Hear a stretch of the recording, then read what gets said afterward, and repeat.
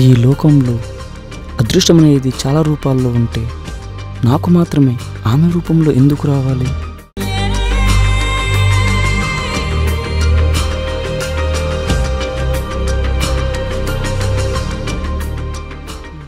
ఏ సత్య,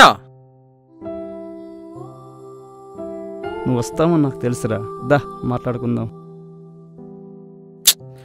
ఈడొకడు.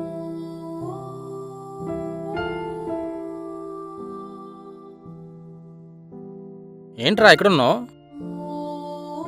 ఇక్కడ ఉంటే ఎలా ఉంటుందో చూద్దామని. ఓహో సరే కానీ వెళ్దాం పదా. ఎక్కడికి రా? నిన్న ఫోన్లో చెప్పాను కదా, ఈరోజు నా పెళ్లి చూపులు. ఇది 4వ సంబంధం రా.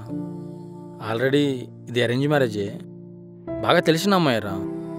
ఏదో ఫార్మాలిటీ కోసం చూసి ఓకే చెప్పి వచ్చేయడమే అంతే. నా బెస్ట్ ఫ్రెండ్ నువ్వే కదరా, అందుకనే వచ్చాను తీసుకెళ్దామని. రారా. పెళ్ళి తెలిసినోడికి దిగాలనుకునే బస్సు, తెలియనోడికి ఎక్కాలనుకునే ఫ్లైట్. ఎహేరా, నేను రానురా. ఎందుకని అడుగుతున్నాను రా. నీకోసం ఇంత దూరం వచ్చాను, అయినా ఒంటరికి ఇక్కడ కూర్చొని ఏం చేస్తావురా? నిన్నే అడిగేది. ఏమైందిరా? మేరా దిల్ కా ధడ్కన్, ప్యార్ కి తుకడా, నా డార్లింగ్ బాను ఈరోజు వేరే ఒకరిని పెళ్లి చేసుకుంటుందిరా. పెళ్ళా? అదేంట్రా, మీరిద్దరు లవర్స్ కదా? లవ్. సంక్రాంతి పండగ కొత్త అల్లుళ్ళ 3 రోజులు మురిపించి రుచి చూపించి వెళ్ళిపోయింది. అసలు ఏం జరిగిందిరా? మన లైఫ్లో చిన్నప్పుడు బడికి వెళ్ళినప్పుడు బాగుంటుందిరా, కాలేజీకి వెళ్ళినప్పుడు కలగంటుంది, డిగ్రీ అయ్యాక ఇంకా కొంచెం ధీమాగా ఉంటుంది. కానీ జాబ్ అనేసరికి చాలా జాలీగా చూస్తుంది. ఆ జాబ్ కోసమే తిరిగని ఆఫీస్ లేదు, ఎక్కని మెట్లు లేవు.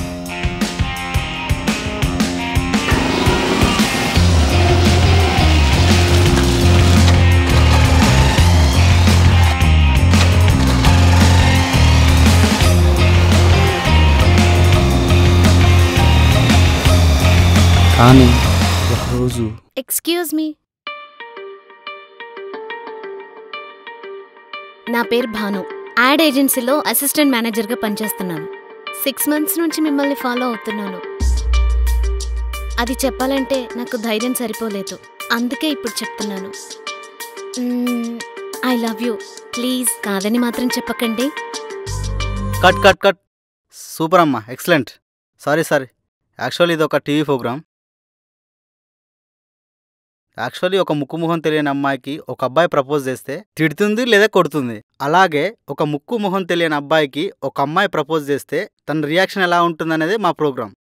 సో ఈరోజు మా ప్రోగ్రామ్ బక్రా మీరు అయ్యారు. యాక్చువల్గా మీరు రొటీన్గా ఒప్పుకున్నారు, అందుకే ఈరోజు ప్రోగ్రామ్ బక్రా అయ్యారు. Anyway thank you so much participate చేసినందుకు. సారీ అండి, షూటింగ్ కోసమని. బాయ్ అండి.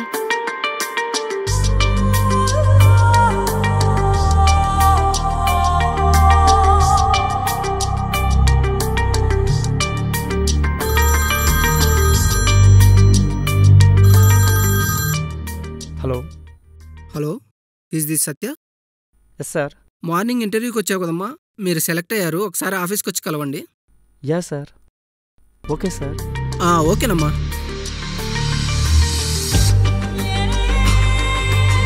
తను కనిపించిన క్షణాన అదృష్టం అనేది తన రూపంలో నాకు వచ్చిందేమో అనిపించింది.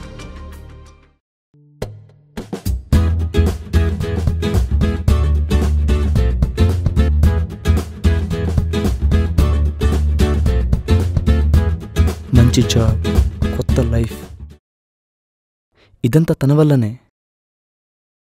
తను రాకతో నా జీవితం అంతా మారిపోయింది. అప్పుడే నాకు అనిపించింది, ఒక్కసారి తను కనిపిస్తేనే 25 ఏళ్ల నా లైఫ్కి ఒక అర్థం వచ్చింది. అదే తను నా లైఫ్ పార్ట్నర్ అయితే. అదృష్టం నీకు తన రూపంలో ఎదురైందనమాట. అదృష్టం. అయినా ఈ ప్రపంచంలో అదృష్టము అనేక రూపాల్లో ఉంటే నాకు మాత్రం తన రూపంలో ఎందుకు రావాలి? అవునా? అసలు ఏమైందిరా?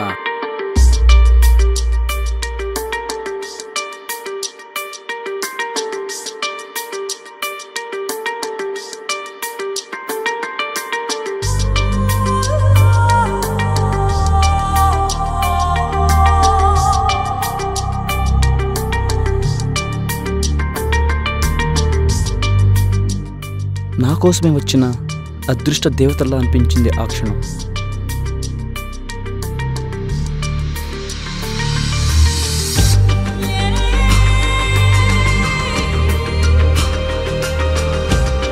ఒక సంవత్సరం పాటు తన వెనకాలే తిరిగాను. చివరికి నా ప్రేమను గెలిపించుకున్నాను. తన నోటి నుంచే నా ప్రేమ విషయాన్ని తెలుసుకోవాలనుకున్న నాకు ఒకరోజు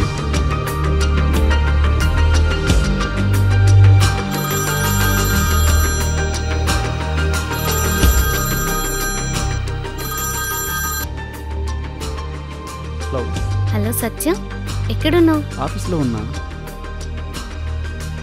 నీతో కొంచెం మాట్లాడచ్చా? యా ఓకే, 5 నిమిషాలు ఇంట్లో ఉంటాను.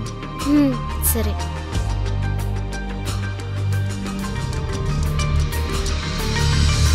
నేనేమైతే అనుకున్నాను అదే జరుగుతున్నట్టు అనిపించింది. యస్.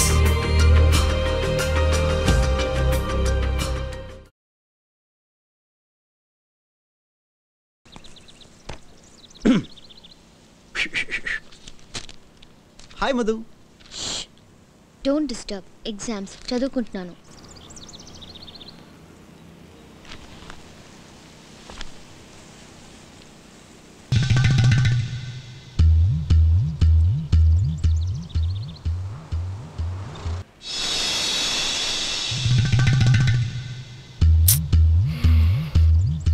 ఎంతసేపు టీవీ చూస్తావురా?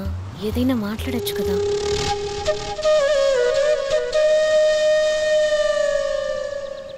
అబ్బా, ఏదో ఒకటి మాట్లాడొచ్చు కదా. I'm waiting. ఏంటి? ఏం లేదు. ఇంకా లాభం లేదు. నేనే ఏదో ఒకటి స్టార్ట్ చేయాలి.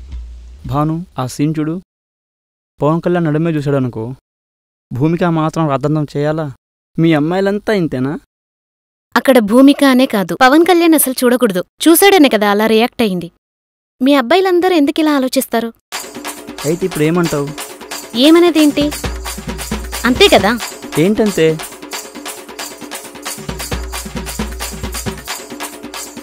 ఈగోతో ఉంది మీ అబ్బాయిలు. ఆ ఈగో తెచ్చింది మీ అమ్మాయిలే.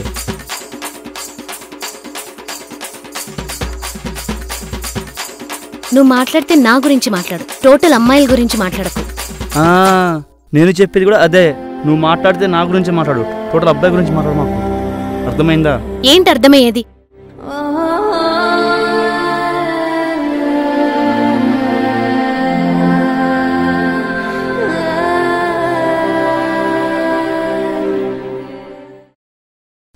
మధు, నా ఉద్దేశం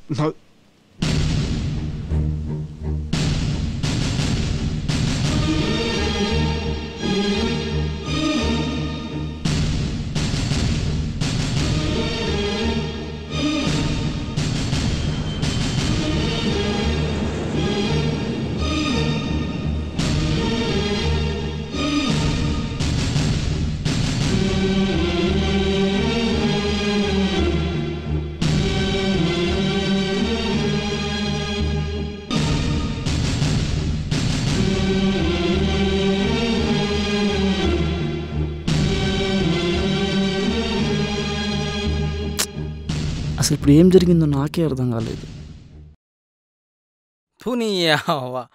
ఖుషి సినిమా కోసం మీరు విడిపోవడం ఏంట్రా? మరదే, ఆ సిచ్యువేషన్లో ఎవరైనా అంతే. తెలుస్తుందా సినిమా కోసం గొడవపడుతున్నామని? అలా జరిగిపోయింది అంతే. ఆ మాత్రం దానికి పెళ్లి చేసుకుంటుందా? వెళ్ళి జరిగింది చెప్పి సారీ చెప్పరా, అర్థం చేసుకుంటుంది. ఆ సారి అప్పుడే చెప్పుంటే ఇంత దూరం వచ్చేదే కాదు. అరే, నువ్వు ఇక్కడ సోలోగా బాధపడినంత మాత్రాన ఆ పెళ్ళి ఆగిపోదు. వెళ్ళు వెళ్ళు, తొందరగా వెళ్ళు. వెళ్ళి జరిగిందేంటో అర్థమయ్యేలా చెప్పు. భాను, భాను. ఏం సత్య? నువ్వేం చేస్తున్నావు నీకు అర్థమవుతుందా? అర్థమవుతుంది, పెళ్ళే కదా. అదే ఇప్పుడు ఎందుకంటున్నాను. ఎవరో మీద కోపంతో ఈ పెళ్లి చేసుకుంటే నువ్వే బాధపడతావు. నీ మంచికే చెప్తున్నా. నాకెవరిపై కోపం లేదు, నాపై ఎవరికి కోపం లేదు. నాకు పనుంది, నేను వెళ్ళాలి. బాయ్. నీకేమైనా పిచ్చా? నీకే చెప్పేది. మంచిగా మాట్లాడుతుంటే ఓ తెగ బిల్డప్ ఇస్తున్నావు. ఈ పెళ్లి చేసుకున్నావో చూడు, పెళ్లి చూపులు నాకు, పెళ్లి చేసుకోబోయేది నేను. అది నా ఇష్టంతో. మధ్యలో ఎవడి సలహా నాకు అవసరం లేదు. అర్థమైందా?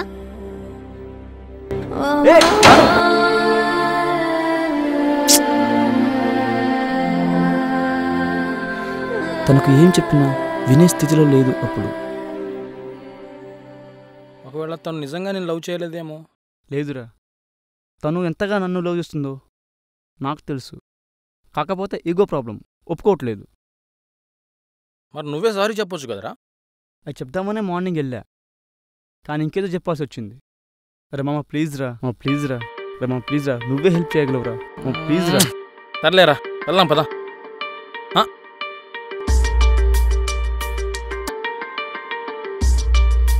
ఏంటి ఇక్కడ ఉంది?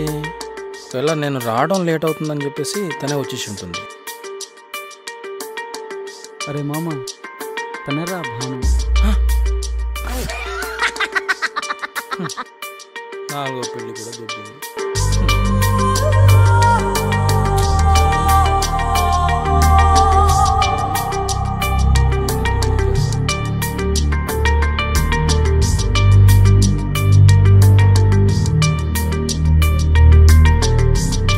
యాక్చువల్గా భామ, నేను చెప్పేది ఏంటంటే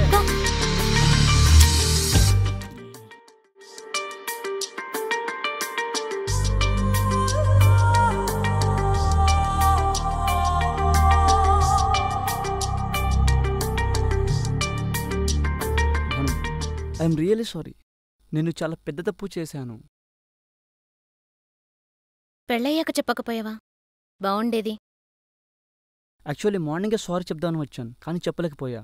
ప్లీజ్ బాను, నా మీద కోపంతో ఆ పెళ్లి మాత్రం ఒప్పుకోవద్దు ప్లీజ్. నటిస్తున్నారా? ఇప్పుడు ఒక్కసారి కాదు, 1000 సార్లు చెప్తాను, ఓకేనా? నువ్వు లేకుండా నేను ఉండలేను బాను. I love you. పోనీ కాళ్ళు పట్టుకుంటానే ప్లీజే. ఈ సారీ ఏదో అప్పుడే చెప్పలేకపోయేవారా?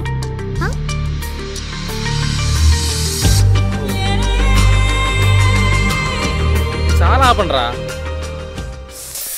ఓ వీడు ఉన్నాడు కదా. ఏరా, ఒక అమ్మాయిని పెళ్లి చేసుకుందాం అనుకున్నప్పుడు ఆ అమ్మాయికి ఎవరైనా లవర్ ఉన్నారా, లేదా లవ్ బ్రేకప్ అయిందా, ఇంకా హోల్డ్లోనే ఉన్నారా అని తెలుసుకోవాలనే మినిమం ఇంగిత జ్ఞానం కూడా లేదా?